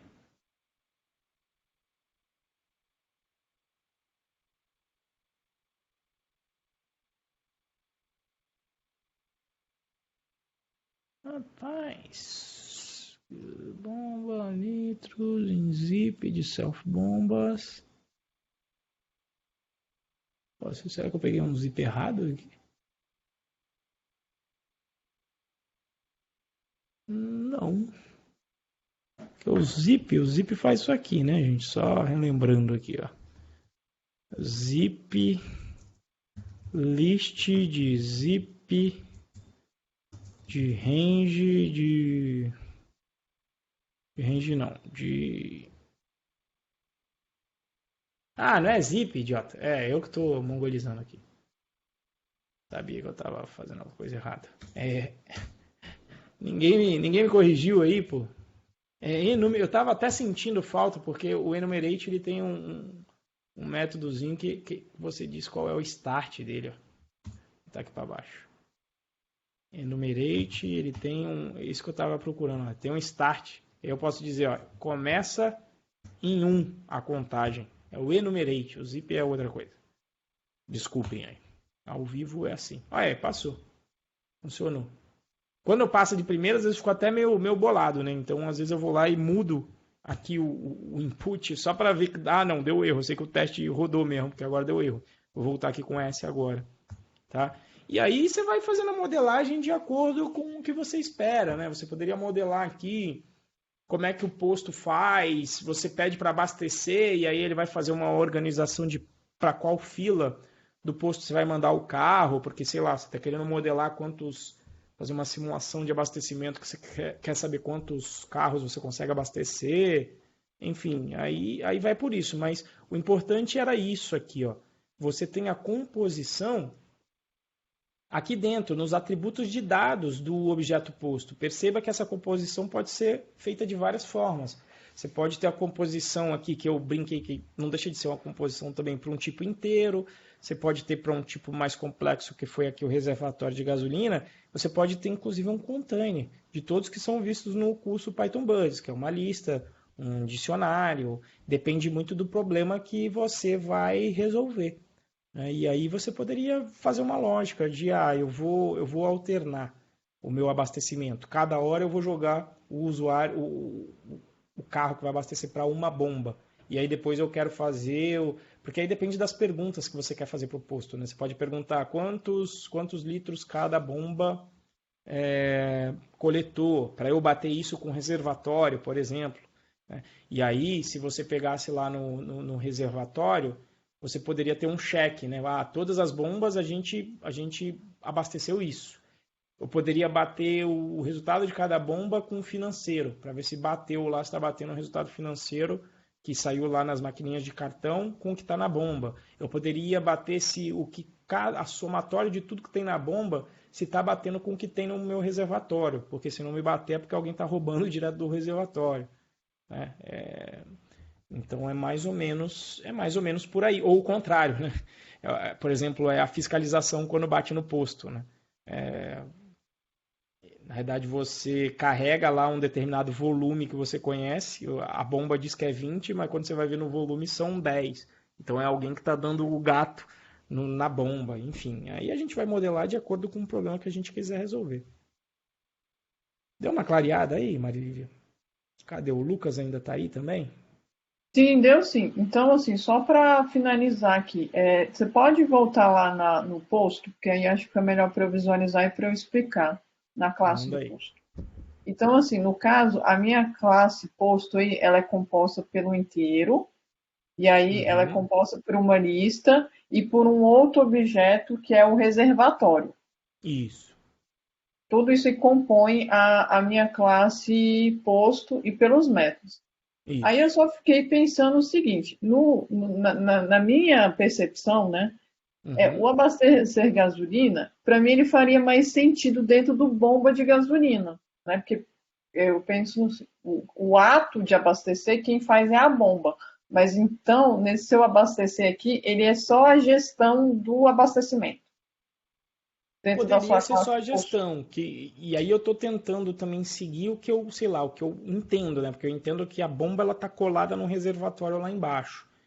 Mas nada impediria de você, de repente, passar o reservatório também como uma dependência da bomba, porque não deixa de ser, né? Para a bomba funcionar, ela precisa estar conectada a um reservatório. E se você passasse o reservatório direto para a bomba, o que faria sentido do posto fazer, né? Porque é o posto que define em qual reservatório aquela bomba está conectada. Aí a gente poderia fazer a lógica inteira dentro do abastecer, dentro da própria bomba. Entendi. Então, do mesmo modo que eu poderia ter a bomba, o objeto bomba, ele pode também fazer a gestão dos abastecimentos dele. Faz sentido isso? Isso, faz sentido. Mas faria sentido ele estar aqui com o reservatório e na hora desse abastecer aqui, né? Ele só teria que tomar cuidado com isso, de passar o reservatório para cá. E poderia, ó, só para dar um exemplo, na hora do... Só ia ficar meio chato isso, mas... É porque eu lembro que em alguma aula anterior você falou do, acho que é Fat Model, que quando acho que uma classe, um objeto vai ficando muito grande, né? Quando ele vai ficando, tendo Isso, ele faz muitos. tudo. É, é porque eu acho que talvez o posto ficou meio assim, né? Mas como ele é o posto, ele tem uma macrogestão maior, né? Isso, mas veja só, qual que é a função do posto? Ele está meio coordenando os objetos. Ele não controla o É. quanto está abastecido, ele só pergunta para os outros, ele delega. Você tem uma classe que delega bastante. Você vê que o, o método em si, apesar de ele delegar, ele não faz tanta coisa, né? Só o que ele faz é, ele escolhe quem é a bomba na hora de abastecer, aí ele fala para a bomba abastecer, o que a bomba vai fazer para dentro dela é problema dela, e ele remove aqui o do reservatório da gasolina. Entendeu? Então, ele em si não faz. Até que aqui o preço sim, né? Ele está trazendo. Apesar que, por exemplo, na hora que você adiciona uma bomba de gasolina, você poderia fazer toda a inserção de dependências nela, inclusive do preço. Porque é que eu coloquei assim, porque normalmente você tem um preço de gasolina por posto, não por bomba. Mas nada impediria de você jogar esse preço aqui lá para dentro. E o legal é que, agora que a gente tem os testes, e aí, Lucas, se o Lucas ainda estiver aí, é a hora que os testes valem. É a hora em que tem essa pergunta pertinente da Mariliva que ela fala, olha, quem deveria abastecer tudo aqui e cuidar de toda essa gestão, inclusive retornar o preço, de acordo com o volume total, deveria ser a própria bomba. Pode ser isso, Marilívia? Por exemplo, Pode. É porque eu assim, entendo que ó, talvez o abastecimento em si é a bomba que faz a gestão. O posto ele só vai controlar quanto que a bomba fez, né, no final das contas. Assim. isso, beleza. Então vamos fazer assim, ó. Eu vou, vamos trocar a implementação, mas o legal é que a gente vai fazer exatamente o que a gente chama de refatoração. O que é refatoração? Eu vou alterar o código, mas para ele continuar fazendo o que ele fazia antes. Por quê? Para melhorar, porque eu vou fazer alguma mudança e aí com essa refatoração colocar uma funcionalidade nova é mais fácil, ou até mesmo para melhorar a minha modelagem. Agora, se eu vou fazer isso aqui tudo na bomba, concorda que a bomba tem que saber quanto que é o preço do litro da gasolina? Sim, porque isso não é uma coisa que depende dela, né? Não é a bomba que define o preço. É algo. Isso, perfeito. Então aí é o seguinte, na hora que eu adiciono a bomba de gasolina, eu já posso então nesse momento já alterar o preço. Concorda? Ela, sim, aí ela vai pegar essa informação de uma outra instância ou de um outro objeto, no caso que seria o Isso, ó, posto. alterar preço. Quem que é o preço? Quem que me dá? O posto que define. Então, self preço gasolina, sim, por exemplo. Por quê? Porque eu sei que eu vou precisar justamente desses dados aqui para que a bomba, na hora de abastecer, consiga fazer esse cálculo aqui que antes era feito aqui fora. E aí, o que eu vou ter que fazer? Beleza. Venho aqui, vou até copiar esse código. Ó, vou alterar o preço da gasolina. Deixa eu colocar aqui para o PyCharm me ajudar, para ele saber que isso aqui é uma bomba de gasolina. Adicionar a bomba não vai retornar nada, poderia até colocar ali, ó. Aí eu vou colocar aqui, ó, alterar preço. Vou adicionar o método. O que isso aqui vai fazer? Vai simplesmente setar self ponto.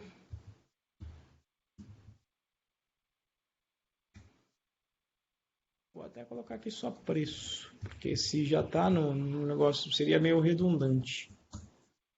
Self preço litro só até inclusive aqui, ó. Preço litro igual ao preço. Guardei esse cara aqui, vem um selfie a mais. Eita. Fiz besteira aqui, peraí. Veio esse selfie aqui. Preço. Ele quer mover para o init, mas eu não quero mover para o init. Eu só quero colocar preço de gasolina lá, filho. É isso que eu quero fazer, ó.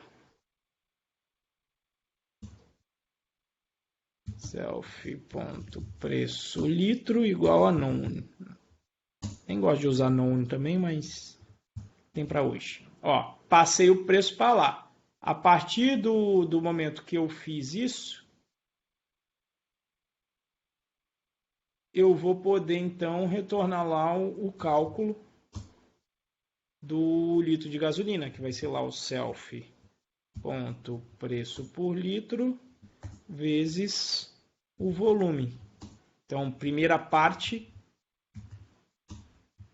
resolvida, né? Ou, aliás, não sei, né? A resposta mais pragmática aqui, não sei, roda o teste. Você fez teste, roda o teste, para isso que o teste serve. Para ver se você fez ou que você continuar fazendo. Eu vou, por enquanto, rodar. Veja que quase passou, faltou só essa parte aqui. Por quê? Porque como a gente passou o abastecimento, delegou para a bomba precisa ter acesso ao reservatório, né? Então é assim, quando eu adiciono aqui a gasolina, tem o reservatório do posto que eu tenho que conectar na bomba. Então eu vou pegar lá, ó, bomba, gasolina, ponto, conectar, reservatório. Porque tem acesso a isso, né? Aí eu vou fazer o quê? Vou passar aqui o reservatório como parâmetro, que tem que ser uma dependência desse posto, dessa bomba aqui. Na realidade vai ser para todas as bombas. Inclusive veja que todas as bombas estão compartilhando apenas um reservatório. Nesse caso aqui, do jeito que a gente fez, tá? Isso aqui vai ser o reservatório. E eu vou colocar aqui self.reservatório igual aquele reservatório ali de cima. Esse aqui eu vou deixar até... Não vou deixar público não.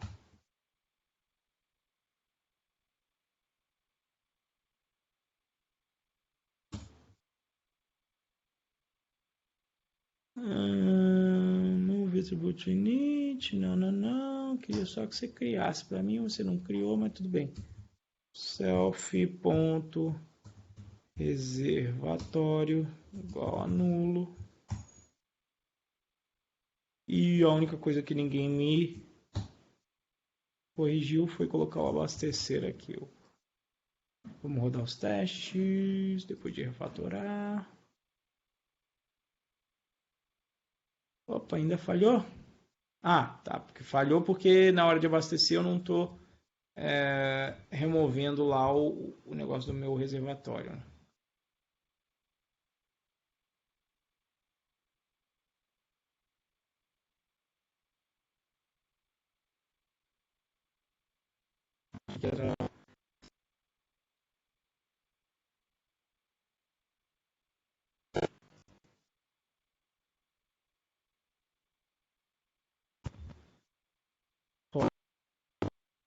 Pronto. Então veja aí, ó, definição de refatoração. Fizemos aí a modelagem que você, Marilívia, propôs, onde a bomba... E assim ficou até legal, porque veja, o método de abastecer gasolina, ele fica bem alto nível, né? Olha lá, simplesmente pega uma bomba aí da lista, abastece, está tudo certo. Né? Só não fiz nenhuma lógica rebuscada aqui de definir qual seria a bomba que o posto utilizaria. Mas na hora de eu adicionar bomba, eu meio que conectei as dependências e forneci as dependências que a bomba precisava para funcionar. Uhum. Tá? Deu para clarear aí, Marilívia? Deu sim. Eu acho que agora ficou mais claro, pelo menos para mim, a questão dessa dinamicidade, né? Não precisa ser a classe, né? De como que é dinâmico, né? De como que eu posso ir criando e encaixando as coisas. E você vê que eu só sei essa composição, eu só sei em tempo de execução, porque veja, ó, o posto, passei o preço, beleza, sei que ele compôs com esse cara. Só, por exemplo, debugando e vendo o posto, daria para a gente ter uma ideia do que está acontecendo. Por exemplo, vou pegar esse código aqui, ó, colocar aqui no main. que aí eu vou ter que só extrair aqui algumas coisas. Deixa eu extrair esses caras aqui. Eita, foi demais. Deixa eu tirar essas linhas aqui que não importam nesse momento.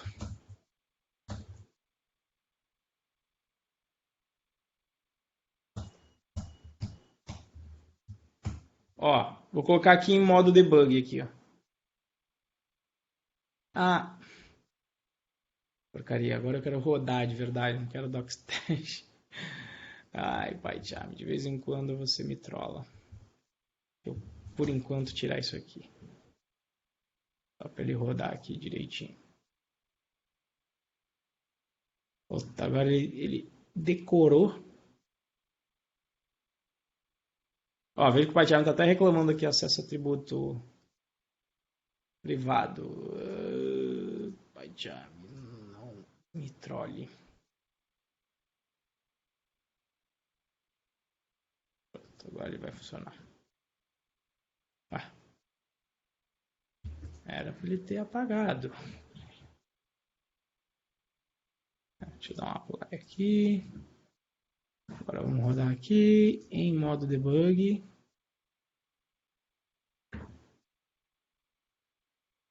Olha lá. Aqui dá para a gente ver efetivamente o nosso chamado grafo de dependência, de composição.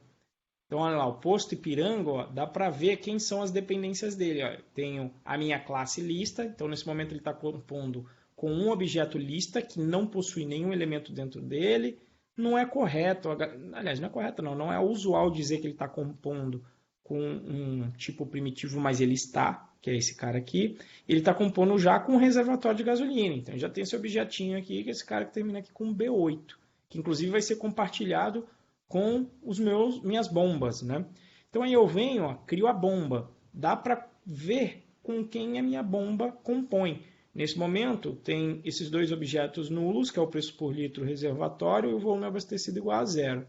Quando eu adiciono essa bomba no meu posto Ipiranga, então olha lá, aí eu seto as minhas dependências, olha lá, compondo então com o mesmo objeto, que termina o reservatório daqui, é o objeto que termina com B8, é exatamente esse objeto que pertence também ao posto. Então eu estou compartilhando o mesmo objeto com esses dois. E eu setei aqui o preço nesse momento. Né? Quando eu adiciono a segunda bomba, olha, já dá para ver aqui, ó, dentro do meu posto, na lista de bombas, ó, essa daqui é a minha primeira, que é essa daqui que eu coloquei nome, essa daqui, e tem a minha segunda. A minha segunda, ó, compartilhando também o mesmo reservatório, que de acordo com a modelagem que a gente fez é isso, só tem um reservatório que é compartilhado por todas as bombas aqui.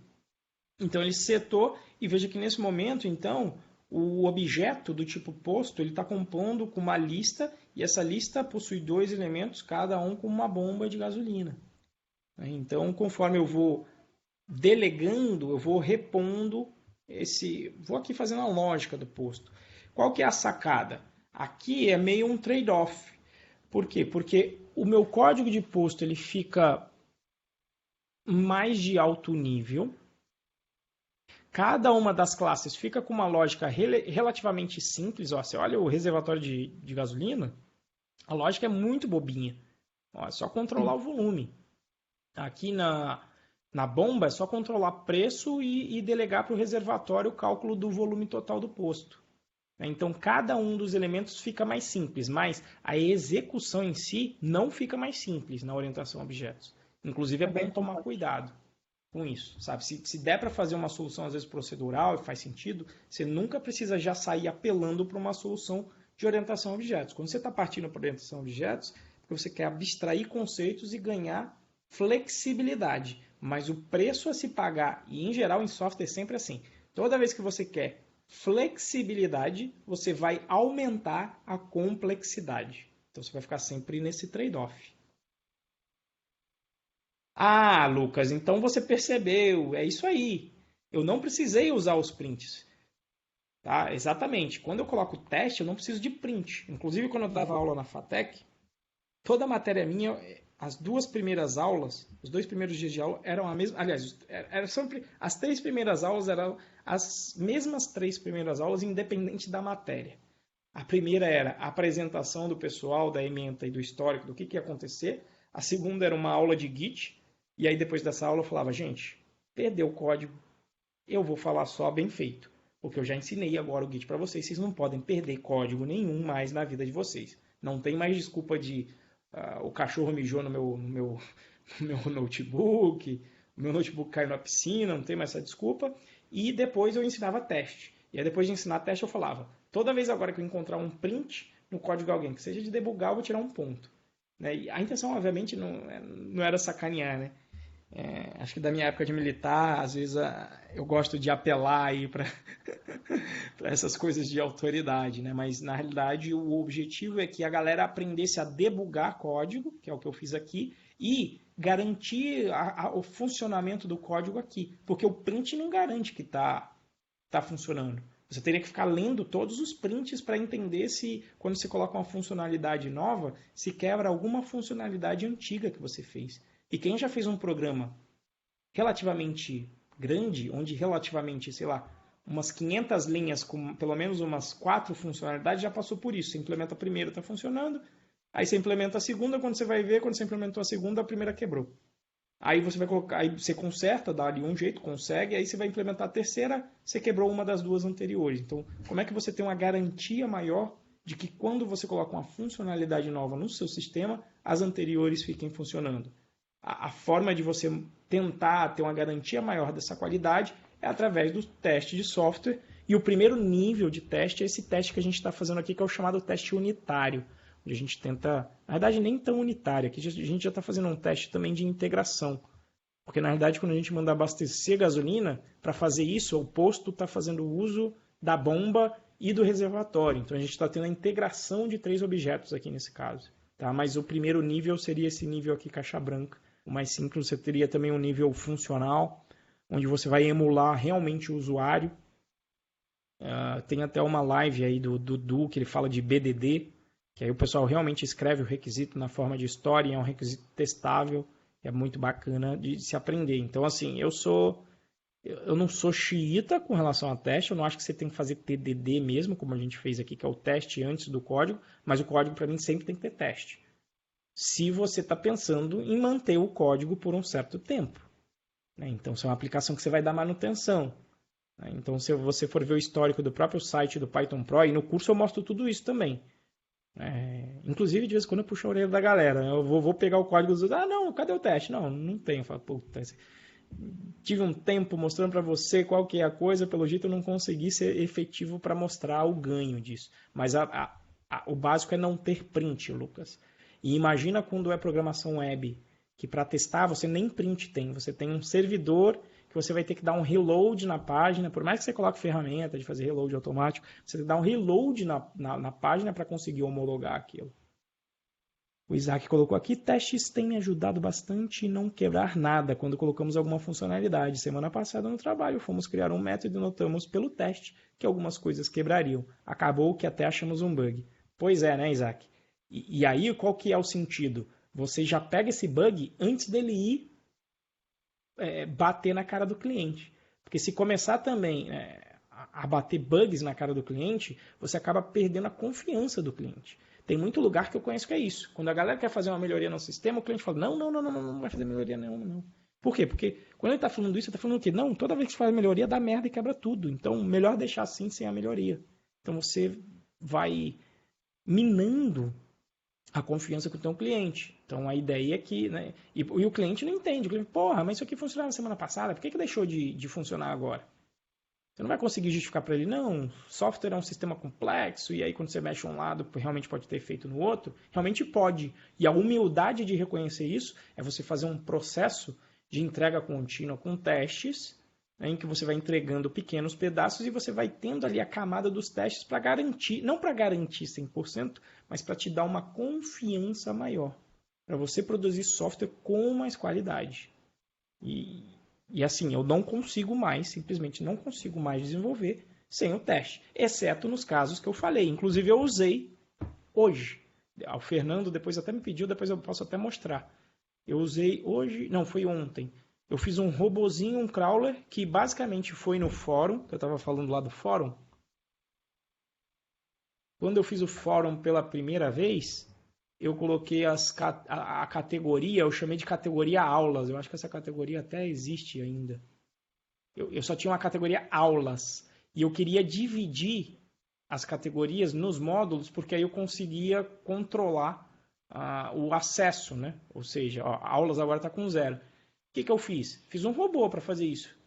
Fiz um robô que simplesmente lia que se é Django, coloca ele na categoria de Django. Se tiver escrito Django aqui. Se tiver escrito, sei lá, outra coisa, Python Birds, então ele é da categoria Python Birds. E fiz um robozinho para escrever isso. Eu sei que eu só ia rodar esse código uma vez, depois que eu rodei, ele já fez o que eu queria e nunca mais eu vou utilizar esse código de novo. Aí beleza, aí eu faço sem teste, que era uma coisa bem específica, pequena e etc. E tinha ali 20 linhas de código. Agora, site do Python Pro, teste no talo até por quê? Porque eu quero que o site sobreviva aí, que me atenda por muito tempo. Já estou aí só com esse nível aí, com esse formato do site há 2 anos. E pretendo que ele tenha uma vida longa. Então, se eu quero que ele tenha uma vida longa, tem que ter processo. E dentro desse processo está aí o teste automático hoje em dia. Inclusive, dentro de processos seletivos, você conhecer teste automático, antigamente era um diferencial, e agora eu diria que é um requisito para muitas empresas, pelo menos nas que eu conheço aí mais sérias, não dá nem para ir para frente e não falar em teste. Pega um e-commerce aí sem teste, aí você errar em preço e levar uma naba de preço que vem... O caso da Amazon é um clássico. Não vou testar aqui o caso de quantidade negativa. Com quantidade negativa, o preço dá negativo. E aí, quando ele mandava um preço negativo para o operador de cartão, um crédito era colocado na carteira do cliente. Então, imagina se você não tem um teste para garantir que isso não aconteça de novo. Você fala, vou escrever um teste que dá merda aqui quando colocar quantidade negativa para isso nunca mais acontecer.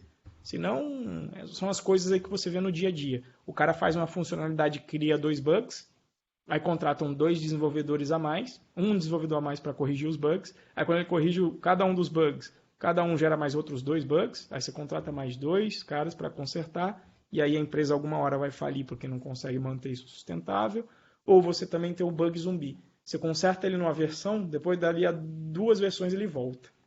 Volta porque alguém mexeu algum outro desenvolvedor que não estava ciente daquele bug corrigido, foi lá, mexeu em alguma coisa, voltou o código que ele estava, ele voltou. Isso é muito comum de acontecer.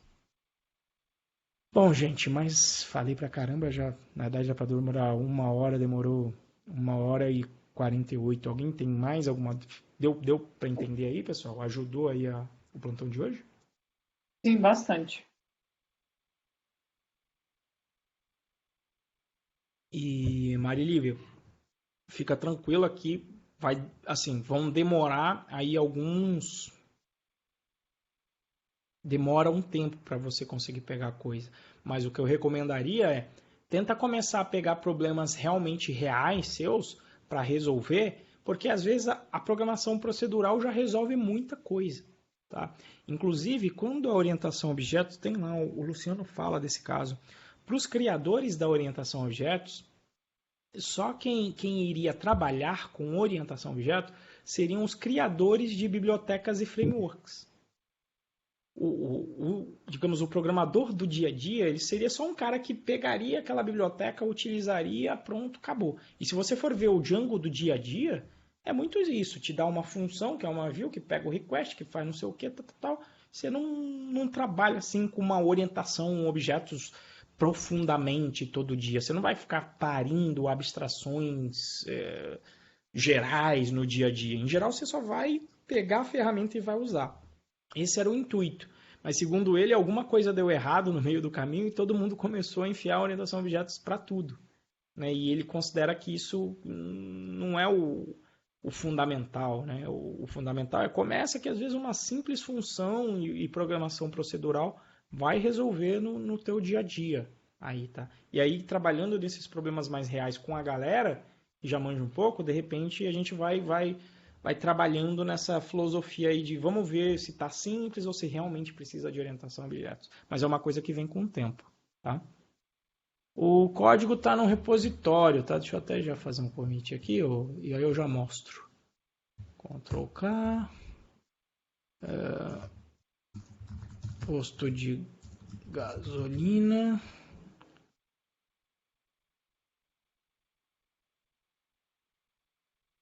E aí, ó, o repositório, lá nas primeiras lives eu falei sobre ele. Ué, cadê aquele Open on GitHub? Ah, tá aqui.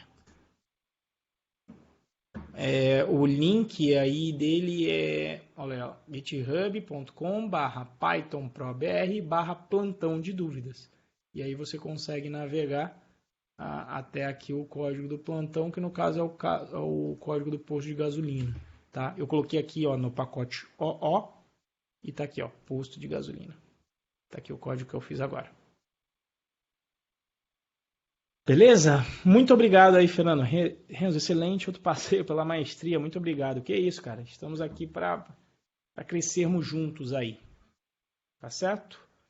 Então é isso, pessoal. Muito obrigado para quem teve a paciência de ficar aqui 1h50. Eu duvido que muitas pessoas verão aqui essa gravação, mas se você teve o saco de ver aqui toda hora e você quiser participar desse curso aqui do Python Buds, eu deixei o link aqui, vou deixar o link aqui embaixo na descrição desse vídeo. Deve estar aqui, eu acho que aqui na esquerda, aqui em cima no íconezinho aqui, no izinho aqui em cima de informação também.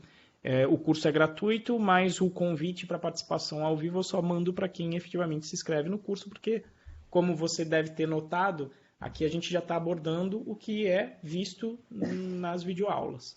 Tá? Então, se você quiser participar, só se inscrever. Muito obrigado aí pela paciência de ver até agora. Grande abraço aí para todo mundo.